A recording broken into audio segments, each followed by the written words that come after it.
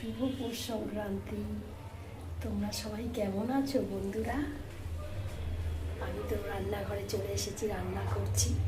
তো আজকে রান্না করছে হচ্ছে মটরের ডাল মূলো দিয়ে। সংক্রান্তি তো তো মূলো আর খাবো না, তাই জন্য আজকে বেশি করে মূলোর ডাল রান্না করছি।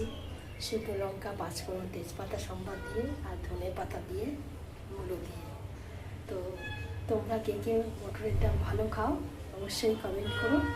তো চলো দেখো, দেখো এখানে মটরের ডাল বসিয়েছি। দেখো এখানে মূলোটা সিদ্ধ করে জল ফেলে দিয়েছি। তো মূলোটা দিয়ে ডাল দিয়ে করব।